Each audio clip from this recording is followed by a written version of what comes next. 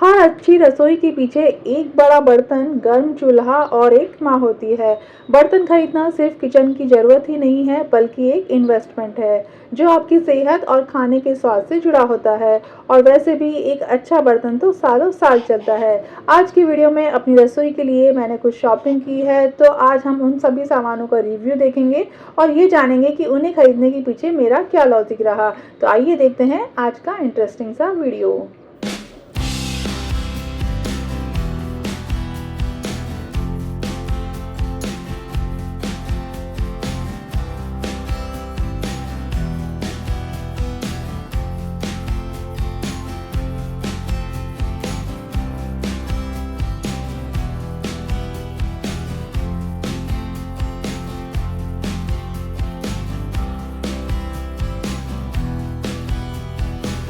आजकल की young generation में इस तरीके का टम्बलर बहुत ट्रेंड में है और इसे खरीदते समय हमें क्या सावधानी रखनी चाहिए, आइए देखते हैं। ये देखिए, मेरा जो ये टम्बलर है, इसकी महीने भर में ही ये हालत हो गई है। इसका पूरा ढक्कन टूट गया है। ये काफ़ी महंगा आता है, तो इसे डिस्कार्ड भी नहीं किया जा सकता। गलती सुधारने के लिए फाइनली मैंने ओनली लीड अमेजोन से ऑर्डर की है। अगर आपके साथ भी सेम प्रॉब्लम है, यानी कि लीड टूट चुकी है, तो आप ओनली लीड अमेजोन से मंगवा सकती हैं। और अगर आप नया खरीदने की सोच रही हैं, तो ध्यान दीजिएगा, ढक्कन चेक करके ही लीजिएगा कि वो अनब्रेकेबल हो, सिलिकॉन का बना हुआ हो, क्योंकि बॉडी तो इसकी स्टील की आती है, उसका तो कुछ नहीं बिगड़ेगा। मोस्टली हमेशा ये इसका ढक्कन ही टूट जाता है। तो ढक्कन चेक करने के बाद ही आप नया खरीदिए।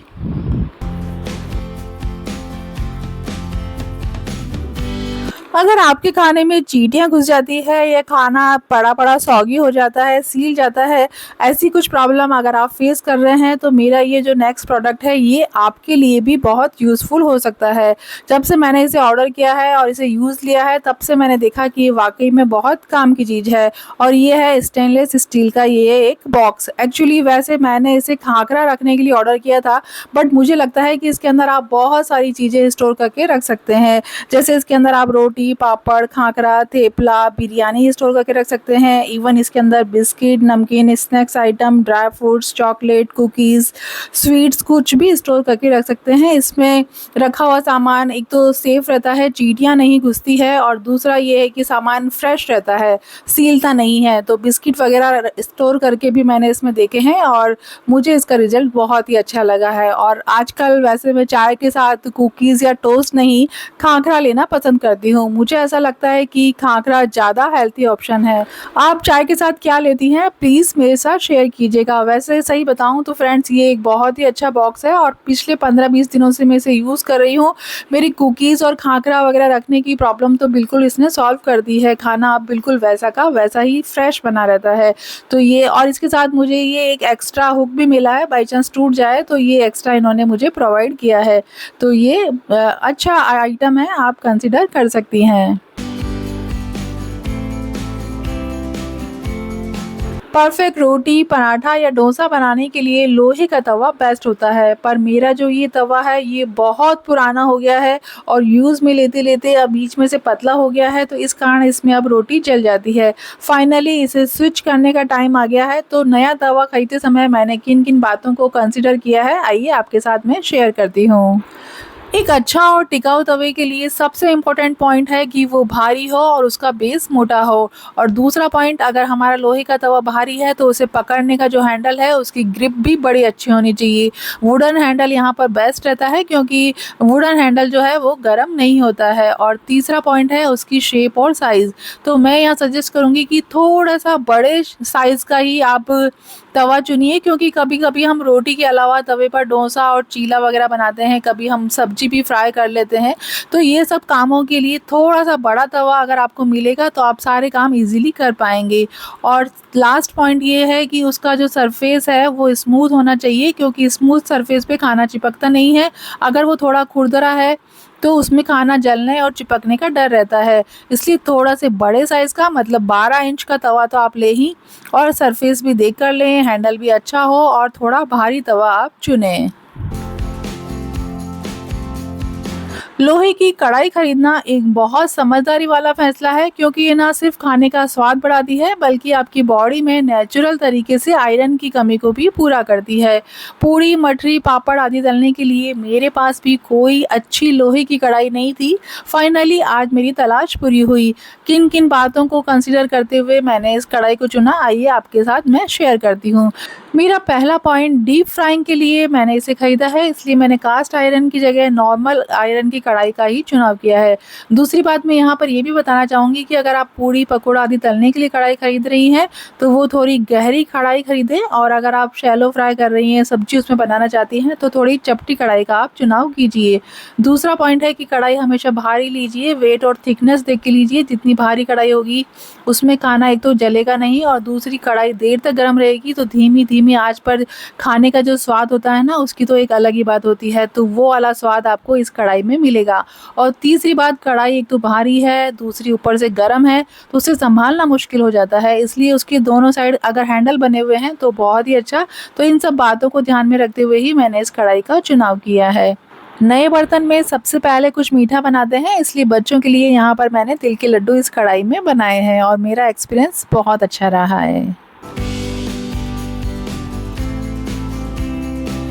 और अब एक स्पेस सेविंग आइडिया, अगर आपकी भी रसोई छोटी है और स्पेस कम है तो ये ऑर्गेनाइज़र आपकी बहुत हेल्प कर सकता है।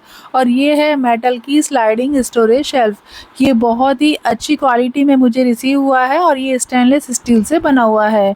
इसके ख़रीदने के पीछे मेरा जो रीज़न ये था कि मुझे वुडन और प्लास्टिक की जगह मेटल ही मुझे हमेशा से ही पसंद रहा है, क्योंकि वुडन में तो एक तो कॉकरोच वगैरह हो जाते हैं और उसकी क्लीनिंग में भी हमें बड़ी प्रॉब्लम आती है, जबकि मेटल में ऐसा कुछ नहीं, उसे आप साबुन से वॉश कर सकते हैं। और दूसरा, प्लास्टिक के जो आइटम होते हैं वो जल्दी टूट जाते हैं, पर ये जो मेटल के आइटम्स होते हैं वो एज ए टीज बने रहते हैं और सालों साल चलते हैं। तो इन दो रीजन से मैं हमेशा मेटल के आइटम खरीदना ही ज़्यादा प्रीफर करती हूँ। और इसे खरीदने का तीसरा और सबसे इम्पोर्टेंट फैक्टर ये था कि ये मेरी रसोई में सामान रखने की जो समस्या है उसे सॉल्व कर रहा था। अब यहाँ देखिए, इसके अंदर एक ये पार्टीशन बना हुआ है, इसे अगर आप चाहें तो रिमूव भी कर सकती हैं। अब फिलहाल मैंने इसे ऐसे ही यहाँ पर रहने दिया है। अब आप तो जानती ही हैं कि रसोई में 100 चीज़ें होती हैं और सभी चीज़ें बहुत काम की होती है। तो ऐसे निक-नैक आइटम्स जो इधर-उधर हमारी रसोई में मिस हो जाते हैं और जब ज़रूरत पड़ती है तो हमें दिखाई ही नहीं देते। तो ऐसे छोटे-छोटे आइटम्स को मैंने अलग-अलग डब्बों में स्टोर कर लिया है, और अलग-अलग सेग्रीगेट करने के बाद मैं इस स्टोरेज शेल्फ में इन्हें अरेंज कर दूँगी। देखिए, इसमें प्रॉपर्ली अरेंज हो गए हैं। अब सभी आइटम मुझे अच्छे से विज़िबल भी हैं, और अब मुझे कुछ भी ढूँढना नहीं पड़ेगा। तो ये एक बहुत ही अच्छी ऑर्गेनाइज़र मुझे मिल गया है अपने छोटे-छोटे आइटम्स को रखने के लिए। अपने काउंटर टॉप के नीचे यहाँ देखिए, मैंने एक ये ऑलरेडी प्लास्टिक का स्टोरेज शेल्फ रखा हुआ है, तो ये यहाँ पर मिक्सर रखा हुआ है। तो मिक्सर के कारण क्या हो रहा था कि ऊपर की जगह मेरी पूरी यूटिलाइज़ नहीं हो पा रही थी। तो मिक्सर को फ़िलहाल यहाँ से मैं हटा दूँगी, और जो ये मैंने जो नया आइटम खरीदा है उसे मैं यहाँ पर स्टोर कर दूँगी। तो इसके कारण क्या होगा कि मैं पूरी ऊपर से लेके नीचे तक पूरी जगह का यूटिलाइज़ कर पाऊँगी। तो यहाँ पर चलिए मैं रख के आपको बताती हूँ। अब स्लाइडिंग शेल्फ के कारण देखिए कितना सारा सामान हमारा इसके अंदर आ ही गया है, और ऊपर की साइड भी काफ़ी स्पेस अभी मेरे पास है। तो यहाँ पर मैं ये एक वेजिटेबल वॉशर जो आता है, इसे मैं इसका ढक्कन अंदर की साइड करके रख दूँगी, जिससे ये प्रॉपर्ली इसके अंदर आ जाएगा। पर अभी भी काफ़ी सारा स्पेस आगे की साइड देखिए मेरे पास बचा हुआ है। तो यहाँ पर मैं ये जो मेरे पास 3 बाउल का सेट है, तो इन्हें भी मैं वीडियो में आप देखिए किस तरीके से एक के अंदर एक स्टोर करके रखती हूँ, जिससे जगह की हमारी स्पेस की बचत हो सके। तो यहाँ पर देखिए तीनों बाउल्स को मैंने एक के अंदर एक फिट कर दिया है। अब आगे की साइड जो हमारे पास जगह बची हुई थी, तो वो जगह भी हमारी पूरी यूज़ में आ गई है, और साइड की जो ये नैरो स्पेस थी, यहाँ पर मैंने तीनों बाउल्स के लिड रख दिए हैं। तो इस तरीके से छोटी किचन को फंक्शनल बनाने के लिए देखिए ऐसे छोटे-छोटे जुगाड़ तो मैं करती ही रहती हूँ। मेरी बेटी को ड्राइंग और पेंटिंग का बड़ा शौक है, तो उसकी चॉइस को ध्यान में रखते हुए ही ये एक ब्यूटीफुल सी कलरफुल बॉटल मैंने ऑर्डर की है। अगर आप भी वाटर बॉटल लेने की सोच रहे हैं तो हमेशा स्टील की बॉटल ही खरीदें, क्योंकि ये नॉन टॉक्सिक होती है और पानी के स्वाद और क्वालिटी को भी बनाए रखती है। इसके अलावा ये ड्यूरेबल होती है, लंबे समय तक चलती है, इन्हें साफ करने में भी आसानी रहती है, और दूसरा इसमें से स्मेल भी नहीं आती है। अच्छा, दूसरी बात, वाटर बॉटल खरीदते समय हमें ये ध्यान रखना है उसके कैप का डिज़ाइन। हमेशा हमेशा फ्लिप टॉप या सिपर वाले कैप वाली वाटर बॉटल का ही आप चुनाव कीजिए, क्योंकि इससे ट्रैवलिंग के समय बच्चे को पानी पीने में आसानी रहती है और उसके पूरे कपड़े गीले नहीं होते हैं। इसके अलावा हमें ये चेक करना है कि वो BPA फ्री है, उसका ग्रेड 304 स्टेनलेस स्टील का है या नहीं, वो लीक प्रूफ है या नहीं, हमेशा चेक कर लीजिए कि उसमें से पानी तो नहीं निकल रहा है। इसके अलावा आप उसकी बॉटल की जो साइज़ है वो आपकी बैग होल्डर में फिट बैठ रही है या नहीं। तो इन सब छोटी-छोटी बातों को ध्यान में रखने के बाद ही आप एक नई बॉटल खरीदिए। Last but not the least, अपने फ्रूट्स और वेजिटेबल के लिए मैंने खरीदे हैं ये मैश बैग।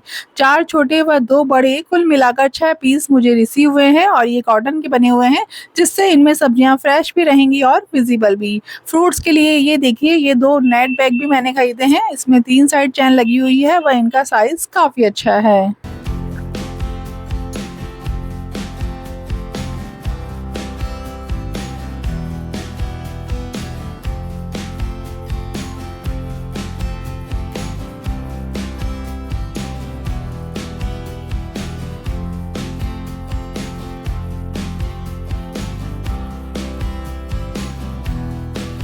आइए देखते हैं मैंने इन्हें ही क्यों चुना। यहाँ देखिए, कभी-कभी हमें कसूरी मेथी के लिए मेथी, कभी पुदीना, कभी कैरी, कभी आंवला, इस तरह की बहुत सारी चीज़ें होती हैं जिन्हें हमें धूप दिखानी होती है।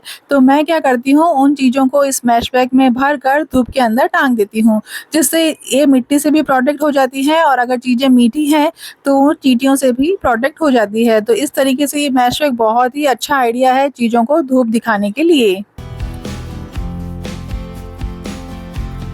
हम प्लास्टिक की थैलियों में ही बाजार से सब्जी लाते हैं और उन्हें एज इट इज़ फ्रिज में रख देते हैं। तो वेजिटेबल पर आप कभी भी प्लास्टिक बैग में मत रखिए, क्योंकि प्लास्टिक की जो थैलियाँ होती है उनमें मॉइस्चर फंस जाता है और सब्जियां जल्दी गलने लगती है और उनमें फंगस लग जाती है। कॉटन बैग जो होते हैं वो ब्रीथेबल होते हैं, जो एक्स्ट्रा मॉइस्चर को सोख लेते हैं और हवा का फ्लो भी सब्जियों में बनाए रखते हैं, जिससे हमारी सब्जियां फ्रेश रहती है। इसलिए इस तरीके की कॉटन मैश बैग बहुत ही अच्छे हैं आपकी सब्जियों को लंबे समय तक फ्रेश रखने के लिए। सेहत के हिसाब से भी देखा जाए तो प्लास्टिक की थैलियों के यूज से हार्मफुल केमिकल हमारी सब्जियों में जा सकता है, जबकि कॉटन एक नेचुरल मटेरियल होता है। इसके अलावा कॉटन बैग रीयूजेबल और वॉशेबल होते हैं और इससे फ्रिज भी हमारा ऑर्गेनाइज दिखता है। पर यहाँ पर एक और बात मैं मेंशन करना चाहूँगी कि सॉलिड कॉटन बैग की जगह आप इस तरीके के मैश कॉटन बैग ही खरीदें, क्योंकि ये ज़्यादा ब्रीथेबल होते हैं और दूसरा, इनमें रखी हुई सब्जियां दिख जाती है कि इसके अंदर कौन सी सब्जी रखी हुई है। और एक और बात मैं कहना चाहूँगी कि अगर आपको पालक या धनिया रखना है तो कॉटन बैग को हल्का सा भिगो कर रखें, इससे साग ज़्यादा देर तक नरम और फ्रेश बना रहेगा। तो इन सभी कारणों को ध्यान में रखते हुए मैंने इन कॉटन बैग्स को चुना। और अब फिर से बात कर लेते हैं इन पिंक कलर के नेट बैग की। एक्चुअली मैंने नोटिस किया है कि फ्रूट्स अगर हम खुले रखते हैं तो उन पर बारीक-बारीक मच्छर भिनभिनाते हैं। और क्या आपको पता है कि छिपकलियों को एप्पल बड़ी पसंद होती है। वे रात में आपकी एप्पल को जहरीला कर सकती हैं और ये मेरा पर्सनल एक्सपीरियंस है। मैंने कई बार देखा है कि सुबह जब मैं उठी तो मैंने देखा कि मेरे एप्पल में ऐसे बारीक-बारीक से किसी ने कुछ खाया हुआ था। जब मैंने गूगल में सर्च किया तो मुझे पता चला कि छिपकलियों को एप्पल बड़ी पसंद होती है और वो रात में आपकी एप्पल को खा सकती हैं अगर आपने उन्हें खुला रखा हुआ है।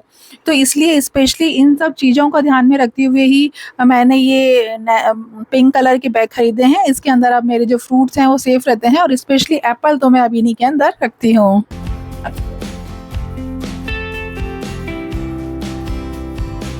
आई होप आज का वीडियो आपके लिए हेल्पफुल रहा होगा। आपके सभी प्रश्नों और सुझावों का मुझे इंतजार रहेगा। तो मिलते हैं अगले मंगलवार कुछ नए और इंटरेस्टिंग आइडियाज़ के साथ। तब तक देखते रहिए हर मुश्किल का हल सुन सकी का channel. Thank you and bye bye friends.